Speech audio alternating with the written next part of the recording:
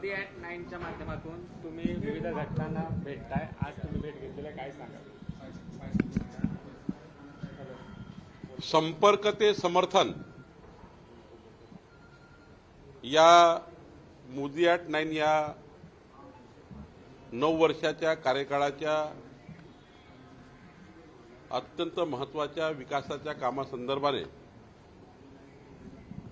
जे 9 वर्षात मोदीजींनी केले आहेत त्या कामासंदर्भाने जे आम्ही पुस्तिका तयार केल्या आहेत, केंद्र सरकारने केलेल्या कामाच्या पुस्तिका तयार केलेल्या आहेत, त्या पुस्तिका काही नामवंत व्यक्तिमत्वाला द्याव्यात, त्यांचं समर्थन आणि संपर्क करावा आणि समर्थन मागावं 2024 करता। याकरता आज अंजुमन इस्लाम या संस्थेमध्ये मी आलो आहे। माननीय डॉक्टर काजी आणि संपूर्ण त्यांची टीम यांच्यासोबत मी 20-22 मिनिट मोदीजींच्या 9 वर्षाच्या कार्यकाळाची चर्चा केली आहे आणि माननीय डॉक्टर काजीजी यांनी सुद्धा मोदींच्या संपर्कामध्ये काही काळ घालवला आहे।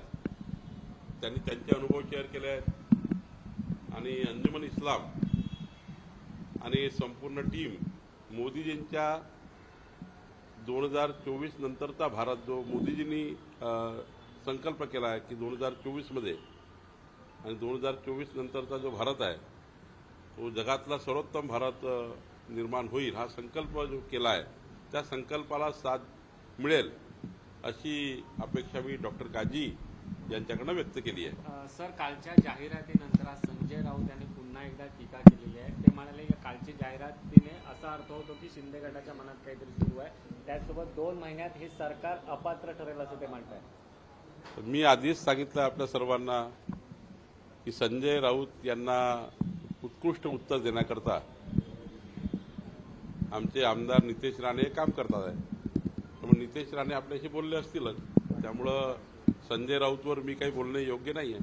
संजय राऊतांनी एक आरोप केलेला आहे की जाकीर नाईक यांच्या खात्यातून विखे पाटील यांच्या खात्यामध्ये पैसे आलेले आहेत आणि ज्या आमदारांच्या आलेले आहेत त्या संदर्भात ईडीला पत्र देखील केलेलं आहे। मी सांगितलं की संजय राऊत यांच्याकरता प्रतिप्रवक्ता म्हणून नितेश राणे आपल्याला उत्तर देतील।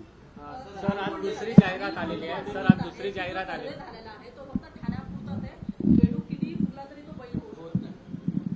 असं आहे, काही प्रतिक्रिया अशा येत असतात जेव्हा एखादी गोष्ट ही मनाविरुद्ध होतं। तर काल ते थोडं त्या ठिकाणी कालच्या ॲडव्हर्टाइजमेंटमधून किंवा कालच्या जे काही प्रकाशित झालं त्याच्यावरनं काही कार्यकर्त्याचं मन तुटलं आहे। शेवटी देवेंद्रजी हे 5 वर्ष मुख्यमंत्री म्हणून आणि भारतीय जनता पार्टीचे सर्वोत्कृष्ट नेते म्हणून देवेंद्रजीची जी क्वालिटी आहे, अष्टपैलू कर्तृत्व आहे, या आधारावर त्यांनी या महाराष्ट्रामध्ये लाखो कार्यकर्ते, हजारो कार्यकर्त्यांना घडवलं आहे, त्यांना बळ दिलं आहे, पक्ष वाढवला आहे, पक्ष वाढवण्याकरता मोठं काम केलं, सरकार म्हणून काम केलं आहे। त्यामुळं थोडी ठेच मनाला काही पदाधिकाऱ्याला आहेच, आमदारांना आहे, खासदारांना आहे की बाबा शिंदेजी उत्कृष्ट आहेत, पण त्यांनी देवेंद्रजी त्या ॲडव्हर्टाईजमध्ये कंपॅरिझन करणे हे ज्याने कोणी केलं असं मला वाटतं। एकनाथजी काही एवढ्या लहान मनाचे नाही आहेत। एकनाथजी काही लहान मनाचे नाही आहेत। एक मोठ्या विचाराचा, मोठ्या मनाचा माणूस आहे। एकनाथ शिंदेला जे मी बघतो ते कधी अशा लहान विचारात वावरत नाही, पण ज्यांनी कोणी केली आहे त्यांनी देवेंद्रशी कंपॅरिझन एकनाथजी सोबत करणे हे थोडंसं त्या ठिकाणी अचंबित करणारं होतं आणि त्यामुळे मला वाटतं की काही कार्यकर्त्यांनी जे काही प्रतिक्रिया दिल्या असतील त्या स्वाभाविक असतील। त्यामुळे मला वाटतं काही जास्त आता हा विषय संपलेला आहे। सर, नितेश राणे यांनी आज एक टीका केली आहे। ते म्हणाले युतीतला संजय राऊत कोणी शोधायला हवं, युतीमध्ये शकुनी मामा कोणी बघायला हवं, नितेश राणे म्हणाले। मी सांगितलं ना की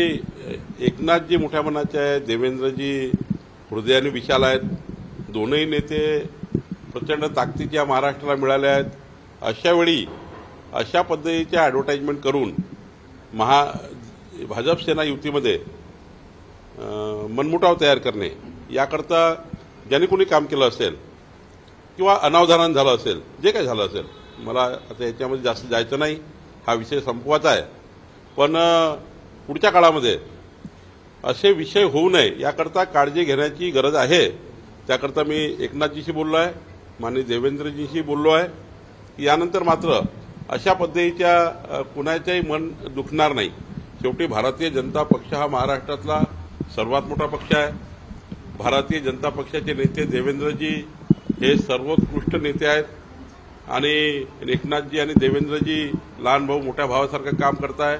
मग अशा परिस्थितीमध्ये कोण ठिणगी पाडताय, अशा परिस्थितीमध्ये कोण लहान मनाचे माणसं हे या ठिकाणी दोघांच्याही मधात आणि सरकारच्या अस्थिरतेला किंवा सरकारला डॅमेज करण्याकरता किंवा सरकारमध्ये त्या ठिकाणी मनमुटाव तयार करण्याकरता कोण काम करताय ते यानंतर करू नये याकरता निश्चितपणे मी एकनाथजी आणि देवेंद्रजींशी बोलून एक त्यांची भेटही घेणार आहे आणि सांगणार आहे की बाबा याच्यामध्ये काहीतरी यानंतर असं होऊ नये याची काळजी घेतली पाहिजे. सर, आज एक नवीन परत जाहिरात आली, मात्र त्या जाहिरातीत फक्त शिंदेच्या मंत्र्यांचा फोटो आहे, भाजपच्या एका मंत्र्याचा फोटो नाही. शिंदेच्या मंत्र्यांचा फोटो त्यांनी त्यांचा गट म्हणून छापलाय.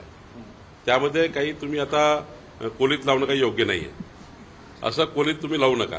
त्यांनी त्यांच्या शिवसेना पक्षाने त्यांच्याकडनं दिलेली आणि त्यांच्या प्रमुख मंत्रिमंडळात काम करणाऱ्या मंत्र्याकडनं त्यांनी चांगल्या भावनेने, मी तर म्हणेल त्यांचं अभिनंदनही केलं पाहिजे की आज त्यांनी चांगल्या भावनेने जे काही खोडसाळपणा झाली होती त्याचा चांगल्या भावनेने त्यांनी दुरुस्त करण्याचा प्रयत्न केला आणि हेच महाराष्ट्राला अपेक्षित आहे, हेच युतीला अपेक्षित आहे, हेच सर्वांना अपेक्षित आहे. आज प्रसिद्ध झालेल्या जाहिरातीमध्ये भाजप संतुष्ट आहे का?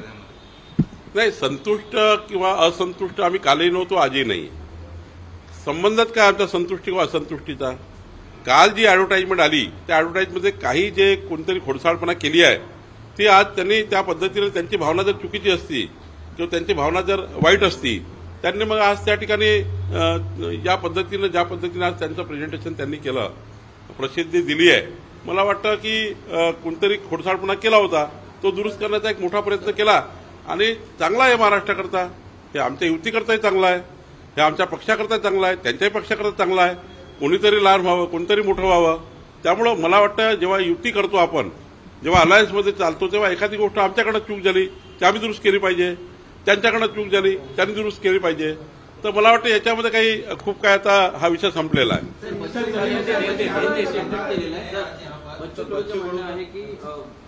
शिंदेच्या उठावामुळे भाजप सत्तेत आलेली आहे म्हणून शिवसेनेची कदर करा, शिवसेनेची आमदारांची नाराजगी त्यांनी जाहीर केली. असं आहे, या राज्याचं जे नेतृत्व आहे ते एकनाथजी करताय. राज्याचे मुख्यमंत्री म्हणून एकनाथजी आहे आणि माननीय एकनाथजी हे चांगल्या पद्धतीनं त्यांच्या आमदाराला, भाजपच्या आमदाराला मुख्यमंत्री म्हणून काम करताय. त्या मुख्य भूमिकेत एकनाथजी आहे.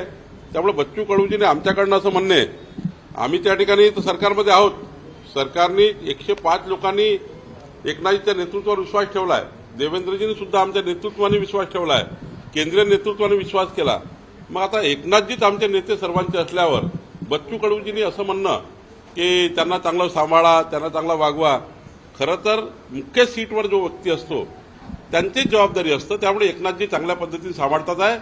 आम्हाला त्या ठिकाणी त्यांचा पक्ष सांभाळण्याची गरज नाही, एकनाथजीच सक्षम आहेत. बेडकाने किती हवा भरली तरी काही होत नाही. अनिल बोंडेने आज वक्तव्य केलंय की किती बेडूक फुगला तरी. मी काय म्हटलं की मगाशी उत्तर दिलंय मी, याचं वारंवार उत्तर देऊन काही उपयोग नाही आहे की जेव्हा एखाद्या नेतृत्वाबद्दलच्या कुठल्या भूमिका त्यांना डॅमेज करण्याच्या भूमिका येतात किंवा आमचं नेतृत्व कमी झालं आहे, आमच्या नेत्याचं त्या ठिकाणी पर्सेंटेज कमी झाला आहे आणि ते लोकप्रियता कमी झाली आहे, अशा ज्या पद्धतीने कोणतरी त्या ठिकाणी त्या जाहिरातीच्या माध्यमातून करण्यात आलं तर त्याच्यावर साहजिक कोणाच्या मन दुखावलं जातं, त्यातून काही भावना निघतात. पण मी विषय संपलेला सांगितलाय. ज्या प्रकारे जाहिरातीवरून नाराजी आली होती, मात्र आता ती नाराजी दूर झालेली आहे. मंत्रिमंडळाचा विस्तार कसा केव्हा होईल? मंत्रिमंडळाचा विस्तार केव्हा करायचा, कुणाला मंत्री नेमायचं, कुणाला ठेवायचं आणि कुणाला कमी करायचं, हा संपूर्ण अधिकार एकनाथ शिंदेजींचा आहे. त्यामुळे तुम्हाला आज एकनाथजी भेटल्यानंतर त्यांना विचारा की कारण शेवटी अधिकार त्यांचा आहे. त्यामुळे मी जो अधिकार माझा नाहीच आहे त्यामध्ये वारंवार बोलून काही उपयोग नाही. बावनकुळे साहब, आपसे जानना चाहेंगे, सिलसिलेवार तरीके से पिछले 3 दिनों में जो भी गतिविधियां हुई, पहले कल्याण डोंबिवली सीट को लेकर के श्रीकांत शिंदे की नाराजगी, उसके बाद एक एडवर्टाइजमेंट आता है जिसमें लोकप्रिय मुख्यमंत्री एकनाथ शिंदे, और आज कहीं न कहीं लीपापोती, क्या कहेंगे? देखिए, कल्याण और ठाणे के बीच में जो लोकसभा के एरिया में जो चर्चाएं चली, वह दो पार्टी शिवसेना और भाजपा है, वह कोई तीसरी पार्टी है नहीं. बहुत दिनों से कार्यकर्ता आपस में काम करते हैं, शिवसेना भाजपा आपस में काम करती है, साथ साथ में काम करती है. ऐसे में कहीं ना कहीं एक आधी बात ऐसी हो जाती है कि आपस में कार्यकर्ताओं के बीच में मनमुटाव हो जाता है. वो कि छोटा एखादा छोटी एक उसमें घटना हुई जिसमें ये थोड़ा वहां पे संघर्ष निर्माण हुआ. इसका मतलब ऐसा नहीं है कि वहां कुछ युति टूटने वाली है, कि वहां पे बहुत बड़ा पहाड़ गिर चुका है. छोटी सी बात थी, मैंने इंटरवेंशन किया, बात खत्म हो गई. रह गई बात कल के एडवर्टाइजमेंट के ऊपर. कल भी मैंने कहा, अभी भी मैं कह रहा हूं, इसमें बहुत ज्यादा जाने की बात नहीं है. आज माननीय एकनाथ जी और उनके सारे टीम ने कल जो कुछ ऐसा दिखाया गया था कि देवेंद्र जी कुछ कम है, एकनाथ जी ज्यादा है, ये जो बातें चली वो एडवर्टाइजमेंट के माध्यम से. अब वो एडवर्टाइजमेंट के माध्यम से जो बात चली वो कोई महाराष्ट्र की जनता का मत नहीं है, कोई किसी ने वो जानबूझ के की हुई एक किटिंग है. तो मुझे लगता है एक प्रकार का वो जो हुआ है उसको आज जिस प्रकार से माननीय एकनाथ जी उनके टीम ने जिस प्रकार से उसका स्पष्टीकरण किया है, जिस प्रकार से उन्होंने प्रेजेंटेशन किया है, मुझे लगता है ये बात खत्म हो गई है. अब ये बात को हमारी युति में कुछ गड़बड़ हो रही है. भाजपा सेना बहुत मजबूत है, 45 प्लस लोकसभा भी जीतेगी, 200 विधानसभा जीतेगी. एकनाथ जी देवेंद्र जी के नेतृत्व में भाजपा सेना युति जो है बहुत मजबूत है. थोड़े मोटे कारणों से कुछ बिगड़ेगी नहीं. कभी कभी परिवार में भी एक घर में जब 2 भाई रहते हैं, एक माँ के पेट से 2 भाई जन्म लेते हैं, वह भी थोड़े मनमुटाव हो जाते हैं. तो मनभेद नहीं है, थोड़ा मतभेद हो जाता है कभी कभी. तो मतभेद क्योंकि 2 पार्टी अलग अलग है, तो कभी कभी कहा हुई है बात, तो उसको बहुत ज्यादा ये नहीं करते हुए अब जब आज की एडवर्टाइजमेंट आई है और आज जब सारा स्पष्ट हो चुका है, तो मुझे लगता है कल की बात खत्म हो जाती है और ये विषय बंद कर देना चाहिए. सवाल ये है कि सामंजस्य की स्थिति नहीं है क्या? क्योंकि आप अभी भी यही कह रहे हैं कि हमारे नेता जो है देवेंद्र फडणवीस और वही लोकप्रिय है. या आपने मैंने अभी ऐसा कहा, आप और फिर उसको लिपापोती और उसको जोड़ रहे हैं. कुछ अपने मन से मत जोड़िए. मैंने इतना ही कहा, माननीय एकनाथ शिंदे जी बड़े मन के नेता है. एकनाथ जी को मैं जानता हूं, उनका हृदय छोटा नहीं है, लेकिन उनके कुछ कार्यकर्ताओं ने जिस प्रकार से कल की एडवर्टाइजमेंट की है उसमें जिस प्रकार से थोड़ी खटास महाराष्ट्र के मन में आई है, भारतीय जनता पार्टी के कार्यकर्ता के मन में आई है. लेकिन आज जिस प्रकार से उन्होंने एडवर्टाइजमेंट की है, जिस प्रकार से उन्होंने कल की बात का खंडन किया है, निश्चित रूप से भाजपा सेना युति इस महाराष्ट्र में यमी है तो इनामिला डिका है, इससे आगे है और इनामिना डिका को सबके अंदर लपेटेगी. युति 200 के प्लस जाएगी, 45 लोकसभा जाएगी. देवेंद्र जी एकनाथ जी के समन्वय से अच्छे से भाजपा सेना युति चलेगी. हमारे केंद्रीय नेतृत्व अच्छे से सब संभालेगा और मुझे लगता है कि अभी कोई बात बची नहीं है, सारा खत्म हो चुका है. अब आगे भाजपा सेना युति फिर एक बार जोरों से ताकत से काम करेगी. आने वाले चुनाव में क्या इसका असर पडेगा? मी सांगितलं आहे ठाणेबद्दल परवाच की ठाणेमध्ये भाजपा सेना स्ट्रॉंग आहे. तिथे एखाद्या वेळी कार्यकर्त्यामध्ये काही आपसात त्या ठिकाणी काही एखादी घटना झाली असेल, त्या घटनेवरनं नेत्यामध्ये वाद सुरू झाला आणि त्या नेत्यांचा वाद संपवणे आमची जबाबदारी आहे. कारण भाजपा सेनेमध्ये तर काही टोकाचा वाद नाही आहे. थोडे मनभेद झाले, थोडे मतभेद झाले, ते मतभेद मिटवणे वरिष्ठाचं काम आहे. मी स्वतः इंटरव्हेन्शन केलं आणि आता तिथे कुठलाही विषय नाही, आता संपलेला आहे.